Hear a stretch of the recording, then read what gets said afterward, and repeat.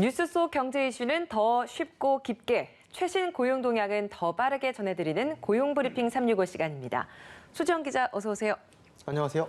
네, 오늘은 어떤 이슈 가져오셨나요? 네, 지난 2019년이죠. 서울대 60대 청소 노동자가 휴게실에서 휴식을 취하다가 숨진 사건이 있었습니다. 이후 노동자의 열악한 휴게 공간 문제가 사회 문제로 떠올랐습니다. 당시 고인은 불볕 더위를 피해서 휴게실을 찾았지만 그곳은 창문과 에어컨도 없는 한평 남짓한 찜통 공간이었기 때문입니다. 이후 곳곳에서 노동자의 휴게시설 관리와 운영에 대한 개선책 마련 여론이 거셌는데 지금은 좀 달라졌을까요? 이슈픽에서 짚어보겠습니다. 네, 이 사건 굉장히 안타까웠던 기억이 있습니다. 그런데 이 사건 이후에도 비슷한 사건들은 계속 발생했잖아요. 네, 그렇습니다. 실제로 같은 공간인 서울대에서 또 다른 사건이 있었는데요. 최근에도 서울대 청소 노동자가 휴게실에서 숨지는 사고가 발생했습니다. 여기에 고용노동부는 사망 원인으로 직장 내 괴롭힘까지 있었다고 밝혀 충격을 안겼죠. 청소 노동자뿐만 아니죠. 근로계약에 휴식 시간이 설정됐음에도 제대로 된 휴게 공간 없어 일터에서 업무 대기를 하는 억울한 사연은 경비 노동자들에게도 일상이 된 지 오래입니다. 네, 찜통 공간이어서 힘들었던 것도 있었지만 요즘같이 이렇게 날이 굉장히 추워질 때는 추위 역시도 잘 보호가 되지 않을 것 같은데요. 네, 실제로 그렇습니다. 에어컨이나 창문도 없이 폭염을 견디고 추위에도 무방비로 버텨야 하는 상황인데요. 인간으로서 최소한의 냉난방과 편의시설을 보장받게 해달라는 청와대 국민청원까지 올라왔을 정도였습니다. 13개 정부 청사의 전체 133개 청소 노동자 휴게실만 들여다봐도요. 36.8%인 49개가 지하실에 휴게실이 있다고 합니다. 3개 중 1개 이상인 셈이죠. 지상 10층 규모 여의도 국회의원회관을 청소하는 노동자들은 지하 4층 주차장 근처 휴게실에서 쉬고 있습니다. 좋은 노동 환경을 앞장서서 제공해야 할 정부 기관에서 이럴 정도인데 다른 민간 사업장에서는 오죽하겠냐는 이야기가 절로 나오는 상황입니다. 그러게요. 한숨만 절로 나오는 이야기인 것 같습니다. 실제로 그 다른 민간 사업장들 어떤지 조사된 내용이 좀 있나요? 네, 그렇습니다. 보건의료노조가 병원 청소 노동자를 대상으로 실시한 조사가 하나 있는데요. 네. 휴게실 공간이 있다고 응답한 비율은 51.9%에 그쳤습니다. 이마저도 사측이 제공하는 정식 휴게실이 아니라 다른 공간까지 포함됐다는 점에서 그 실제 비율은 더 낮을 수 있는 건데요. 휴게실 면적이 좁다는 응답은 82.7%로 환기가 잘 안 되고 냄새가 난다는 응답은 64%였습니다. 휴게실 외 휴식을 취하는 장소는 창고, 계단 및 복도, 화장실 순으로 높게 나타났습니다. 네, 휴게실 유무도 굉장히 중요하지만 질적으로 정말 휴식을 할 수 있는 공간인 것이냐, 이 부분도 굉장히 중요한데요.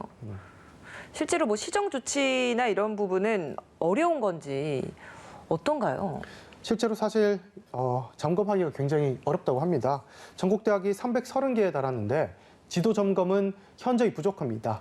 또 휴게실 유무에 관해서는 확인했지만 지하 대기 환경, 낡은 냉난방 시설 등의 쉼의 질까지 고려한 시정 조치는 이루어지지 않는 실정입니다. 물론 근로 감독을 통한 개선 권고를 하기도 했습니다. 그러나 강제 사항이 아니기 때문에 노동자들이 변화를 체감하기란 어려운 게 현실입니다. 그러게요. 권고로 끝날 사안이 아닌데 이렇게 네. 권고만 한다는 이 현실이 참 답답합니다. 그렇습니다.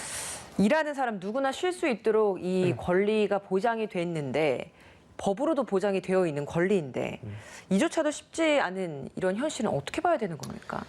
사실 맞습니다. 현실적으로 실질적인 휴게 공간이 제공되지 않는 등 이 휴게시설 설치 제도가 완전히 정착되기에는 부족한 측면이 큰 상황입니다. 휴게시설 설치 의무에 벌칙 규정이 없고 설치 기준 또한 가이드에 머물렀기 때문입니다. 근데 현실은 더 가혹하게도 이런 가이드조차도 제대로 지켜지지 않고 있는 상황이 많다라는 겁니다. 법 개정이 좀 필요하지 않을까라는 생각이 드는데요. 네, 사실 늦은 감이 없지 않지만 지난 7월이죠. 국회는 휴게시설 설치 의무화를 골자로 한 산업안전보건법 개정안을 통과시켰습니다. 지금까지 근로자의 휴게시설은 산업안전보건법 하위 시행규칙으로 규정하되 강제성이 없었습니다. 휴식 시간은 의무지만 휴식 공간은 사업장 자율에 맡겨왔던 겁니다. 네. 그런데 현실적으로 생각해 보면 이 휴게 시간이 주어져도 공간이 마련되지 않으면 제대로 쉴 수 없는 직업적 특성상의 이런 걸 무시한 사례가 많죠. 그렇죠. 이런 부분을 개정한 법안이 내년 8월부터 시행된다고 합니다. 내년 8월이요. 네. 그럼 내년부터 이 법안이 시행이 되면 앞으로 이런 분들은 인간다운 쉼터 공간에서 질 좋은 휴식을 정말 마음 편히 보장받을 수 있는 걸까요? 네, 그걸 한번 살펴보기 위해서 개정안을 우선 살펴보자면 네. 첫째로 휴게 공간의 실질적인 보장을 의무화시켰습니다. 사업의 종류나 상시 근로자 수를 고려해서 네. 사업주가 휴게 시설을 설치하지 않으면 1,500만 원 이하의 과태료 처분을 받게 됩니다. 둘째, 인간으로서 최소한의 냉난방과 환기, 편의시설을 갖춰야 합니다. 크기, 위치, 온도 등 휴게시설 설치와 관리 기준이 정해져서 위반할 경우에는 처분을 받게 되고요. 세 번째로 하청업체가 아닌 원청업체가 휴게시설 설치에 책임을 갖게 됐습니다. 네. 휴게 공간과 관련된 산업안전보건법 개정안 내용 쭉 짚어주셨는데 이 내용을 들어보다 보니까 이제야 좀 기본적인 것, 당연한 것들이 좀 현실화되려고 하는 건가라는 생각을 하게 됩니다. 네, 그렇습니다. 앞으로 이게 전 사업장의 변화가 일어날 수 있을지 어떻게 예상하시나요? 현재 시행령을 마련 중인데요. 네. 아직은 휴게시설 세부 기준을 마련을 포함해서 풀어야 할 숙제들이 굉장히 많습니다.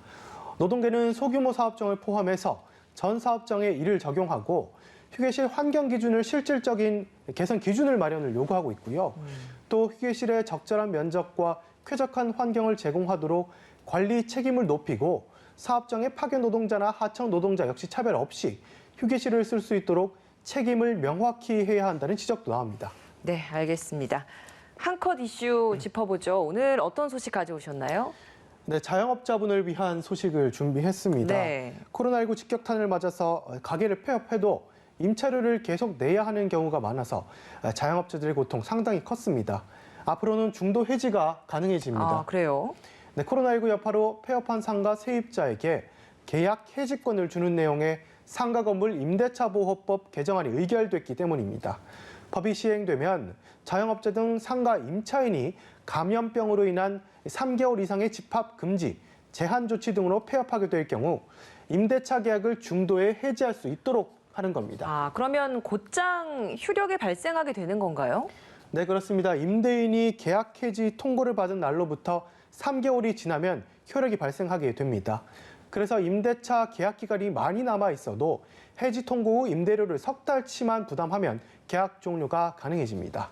또 개정안이 시행되기 전에 폐업했어도 상가 임대차 계약이 계속 유지되고 있다면 중도 해지할 수 있다고 합니다. 네, 알겠습니다.